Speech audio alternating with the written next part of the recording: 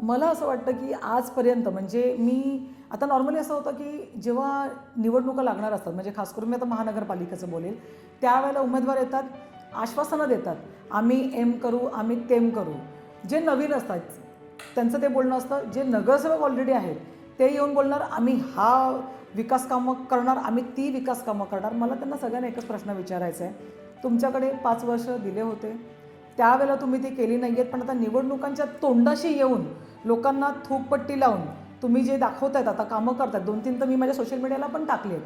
काही रस्त्याची कामं केली आहेत म्हणजे आपण शेण कसं सारवतो तसं सिमेंट सारवलेलं आहे, नुसतं असं पाय लागलं तरी सिमेंट ते निघून पडतं आहे. त्याच्यामुळे दिखाव्याची कामं मी कधी केली नाहीत, कधी करणारही नाही.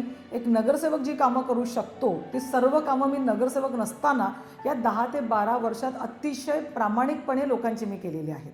आणि मी आश्वासनं देत नाही, मी वचनं देते आणि मी देते जे बोलते आणि ते मी करते.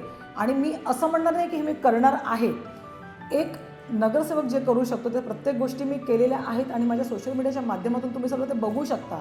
तर तुम्ही हा विचार करा, जर ही महिला आज नगरसेविका नसताना ही जर कामं करू शकते तर उद्या ही महिला जर नगरसेविका झाली तर आपल्या प्रभागाचा किती चांगला विकास करू शकेल हे तुम्ही जनतेने विचार करण्याची गरज आहे. आणि त्याच्यामुळे जनतेचा विकास करण्यासाठी बाकी मी बिझनेस वुमन आहे, माझ्या घरात मी खाऊन खाऊन खूप छान आहे, मला माझ्या घरात काहीच कमतरता नाही आहे, पण ह्या लोकांसाठी ह्या प्रभागासाठी माझा जीव तुटतो. मला वाटतं ज्या एरियात ज्या प्रभागात मी राहते ह्या लोकांचा विकास होणं, त्यांचे मूलभूत अधिकार त्यांना मिळणं हे त्यांचं कर्तव्य असून त्यांना मिळत नाही आहे. आणि लोकांकडे ते असून हातामध्ये म्हणजे प्रशासकीय ते लोकप्रतिनिधी असूनसुद्धा ते करत नाही, ते दुःख होतं मनाला एक सुशिक्षित नागरिक म्हणून.